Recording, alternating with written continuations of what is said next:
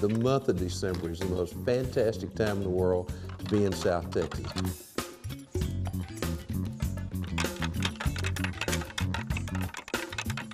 And I look right straight across, and I can tell he's at least 10 points, and I think I've got it on him. Cock the hammer, pull the trigger. It's a miss.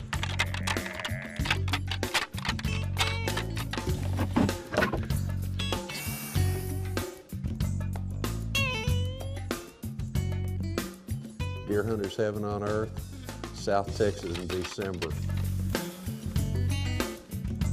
Mr. Whitetail, Larry Wisehoon, and hunter Pam Zaitz match wits with big bucks in brush country with Lone Star Outfitters. It's December in Texas on Winchester's World of Whitetail.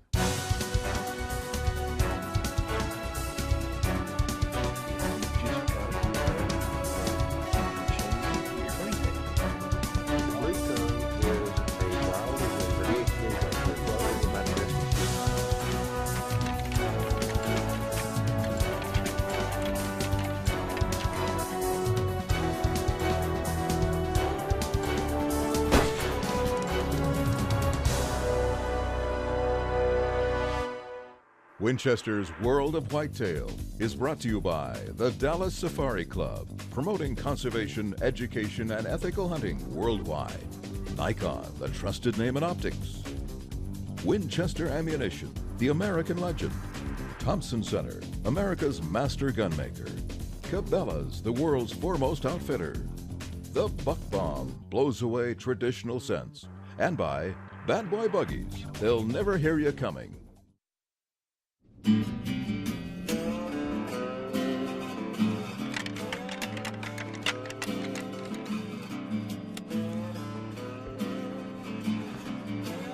The month of December is the most fantastic time in the world to be in South Texas.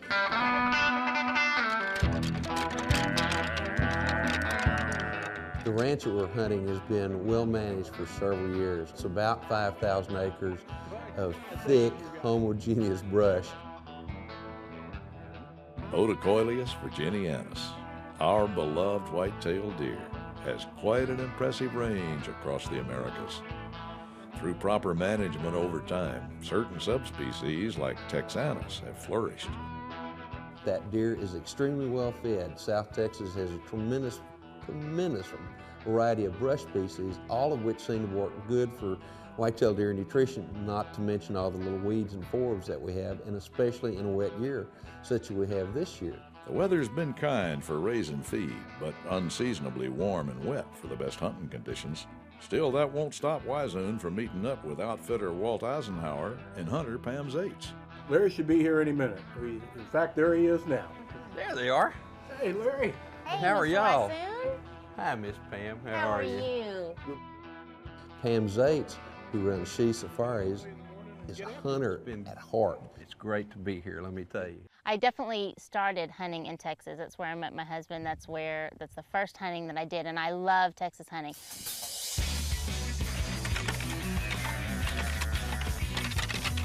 And Larry knew. He said, Pam, something good's gonna happen today. And I told Pam, I said, you know, if this temperature will change, just a 5-degree temperature change will make all the difference in the world down here. You'll start seeing a lot more mature bucks. We had a cold front come in, which was a blessing on Wednesday, and we noticed a whole lot of deer activity, a big, big difference. Larry told me if we could just have had about 5 degrees difference, we would definitely see a difference, and we did.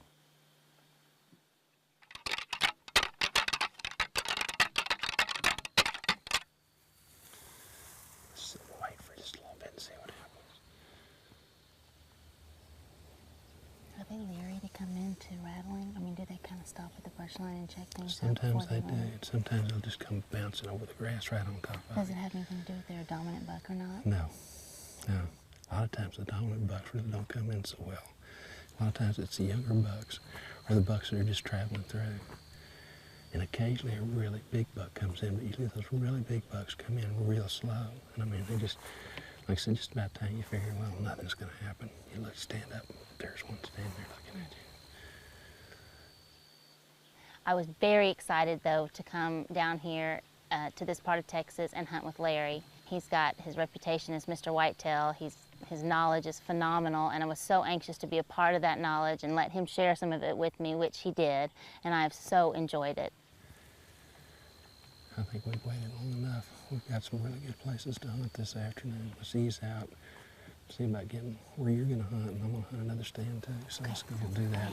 We'll stand up and we'll look to be sure that there's nothing around.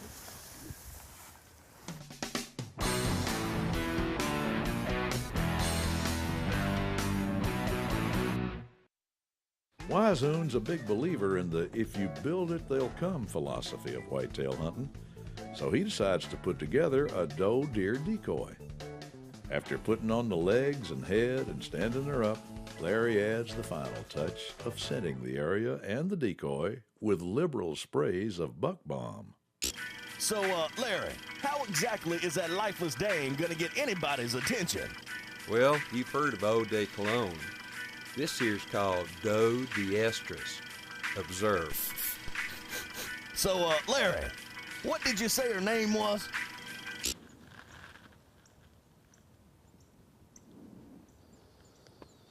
It's a buck, but he's a youngster. No neck. Top and bottom on his body. His face is real tight.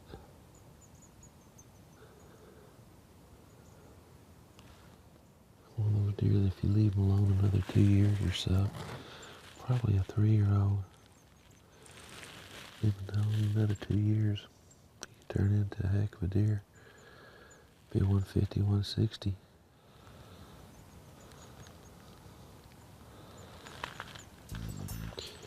So in a management program, you pass up those younger bucks. That's what we try to do for the most part. Deer in South Texas have a tendency to put on their best antlers at the older age classes. Yes, some will have big antlers at 5.5, but when they get to be 6.5, 7.5, and even 8.5, a lot of times not only do they put on really big antlers, but the antlers have a lot of character to them, drop tines, extra points, extra kickers, those sort of things.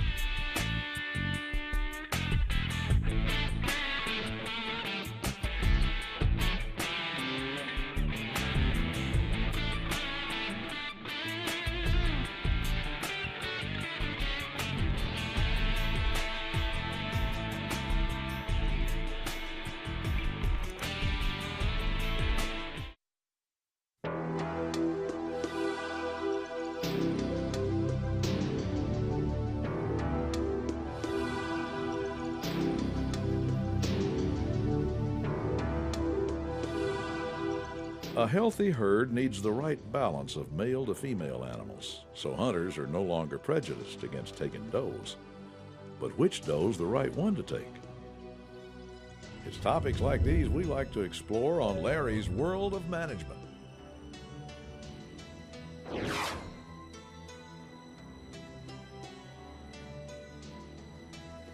During the last several years, we have really increased the number of white-tailed deer everywhere. Mother Nature has been very kind to us in terms of weather, but also in terms of management. And as that population has increased, we've learned that it's really important to take white-tailed does, not just the bucks, because it's with controlling the does that we control that population. Almost anywhere where you can take a white-tailed buck from a biological perspective, you need to be taking white-tailed does as well. Now the question is always asked, what doe should I shoot? You look at it this way, the younger does have a tendency to produce fewer fawns, but they're also probably out of the better bucks if you've been on a good management program. The older does have a tendency more to produce twins. So if you're really trying to take that population down, is it important to take younger does? Is it important to take older does? Does it make any difference? From my perspective as a wildlife biologist, I've always told people the doe that you take is the one that you can put that crosshairs on long enough to pull the trigger. That's the important one to take, because it's so very important that we take the right number of does, and that depends on what your management goals are, what your fawn survival rates are. If you're not sure of how many does to take on the property that you're hunting, get with your local wildlife biologist. The state has several of them out there, and they can give you really good ideas to what you need to take and the total numbers of does you need to take. But don't forget to take them, because not only do they eat good, they're really fun to hunt.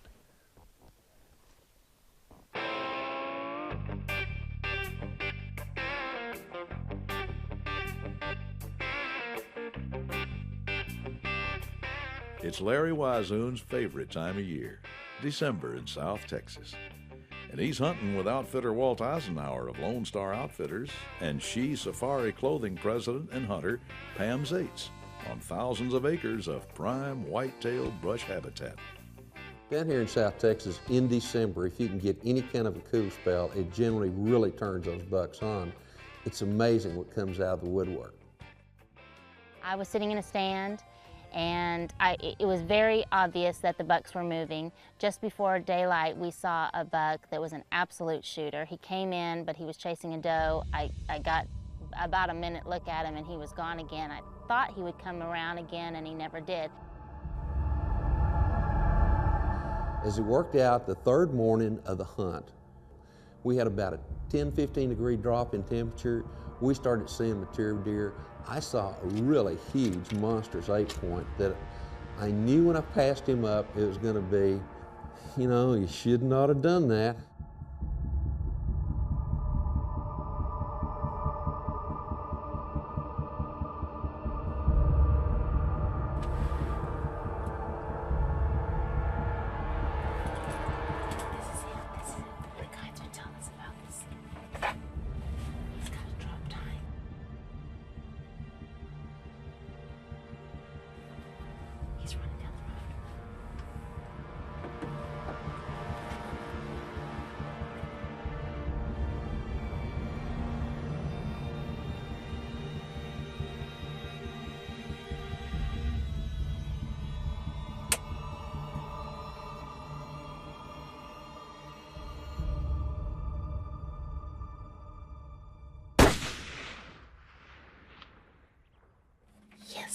Yes, I got him.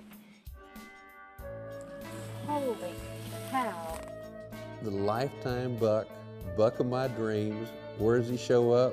Right at Miss Pam's stand. And of course, she being an excellent shot that she is, she takes this absolute monster drop tine deer. I mean, the true epitome of what South Texas is. Miss Pam, congratulations. Take a look at this. Oh my God, no. I didn't see the drop tine. Congratulations. Look at that, thank you. That is he awesome a or big what? Deer.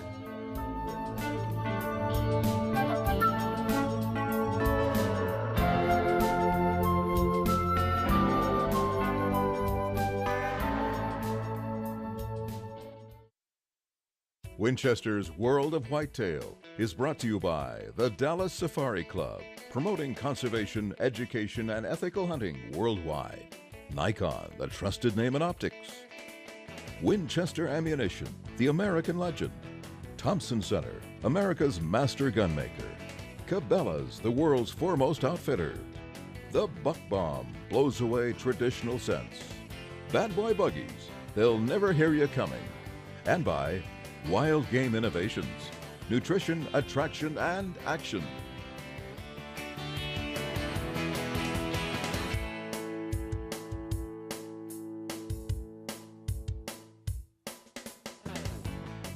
The night before, Pam suggested to Walsh, says, why don't you put Larry in the elevated blind that I was in? And normally I'll just like to hunt out of the ground where I can get up and move and make some movement. But you know, it sounded like a really good idea to crawl in this elevated blind.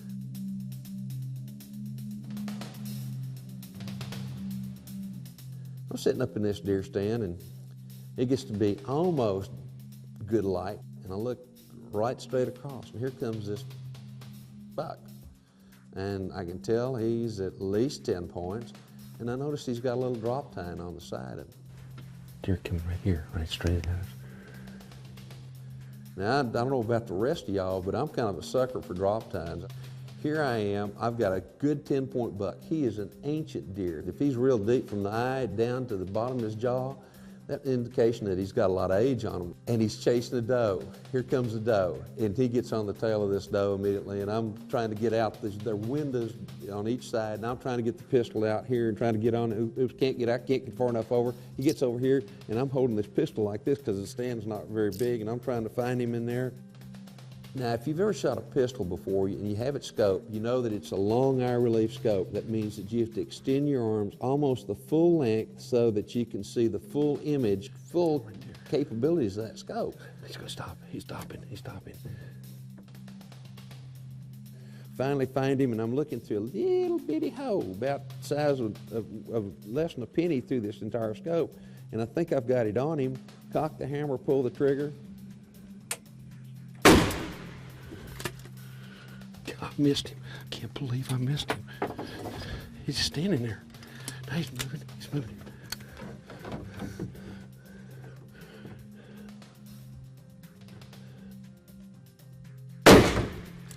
God, missed him again. Again, I go scrambling around trying to find another cartridge, load it up, and he's out there again, and I saw branches shake. He jumped. Oh, golly. I can't believe this. Boy, oh boy, Winchester Ammo must love you. Why do you say that? You single-handedly keep them in business. and I see he kind of jumps up like this a little bit, and I think, well, maybe I did get him. I saw it with my left eye. So I wait a little bit and go on down and just, you know, please, Lord, maybe he's down there right somewhere, and I get on his tracks, and guess what? There's no blood, there's no hair, there's no deer. Golly, I can't believe that. If you've ever been around horses, if you got thrown by one, best thing to do is crawl right back up on him again. So up elevated blind I go again. Well, best thing to do is just crawl back up here and try it again.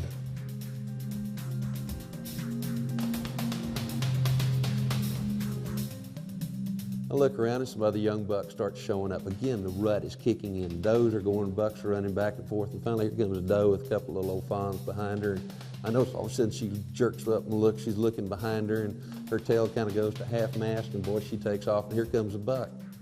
Guess what? It's the buck that I just shot at over here.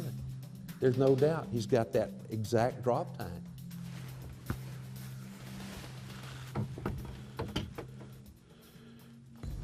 And I'm going, oh my God, I can't believe we're seeing the same buck. I can't believe this buck would come back. Finally, he runs off, and I'm going, oh God, there went the last chance. You know, I couldn't get on him fast enough out here anywhere.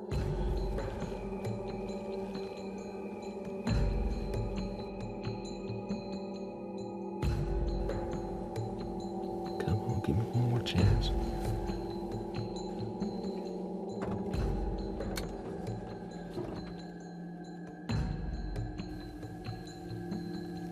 That buck, he's walking right down the road. Oh, it's a long way.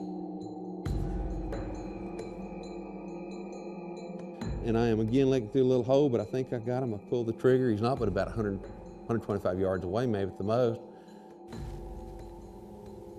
There he is right there. Oh gosh, I missed again. I missed the blasted deer again. Again, madly, I am searching for another round because I don't miss with this pistol normally.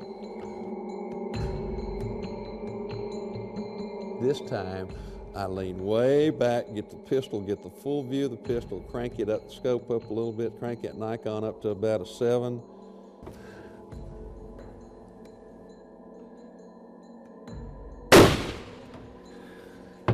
Oh, he's down.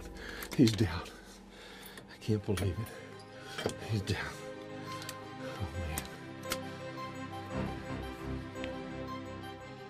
Thankfully, the deer is down. All that time, there's about at least a half an hour, 45 minutes from the first time I saw him to when I finally took him. That deer hung around there. Now, if there was ever deer destined to be taken by this guy right here, that had to be him. He's not a monster, but he is a good mature deer. Old deer. Unfortunately, this one is not very smooth. Right here he is, I think. There's a blood spot there. Oh man, what a gorgeous old deer. He is a fabulous deer, and he's old, he's mature. What a hunt. What a hunt. I don't think, I never forget a hunt, but this is one I will never in my life forget. Shot at him, missed, shot at him, missed, he disappeared, shot at him, missed. Finally take him. What a hunt. One thing you can say about Larry Wiseman, when he starts something, he does finish it. On Winchester's World of Whitetail. Well, I take it you got him. Congratulations. Talk about being humbled. Golly. I'll tell you something. I shoot reasonably well, but for some reason this morning, but you know what? I shot at the same buck all the time.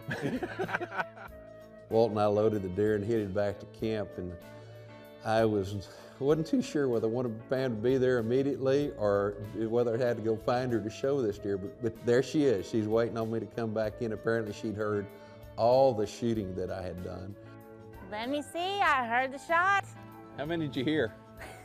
Well, I didn't want to ask, but I heard a couple. I learned a long time ago that ladies are great hunters and great shots, and to spend time with somebody such as Pam, but also to spend time with Walt. Spending time with those two made this hunt even more special. I dearly loved and appreciated every moment that I spent with those two.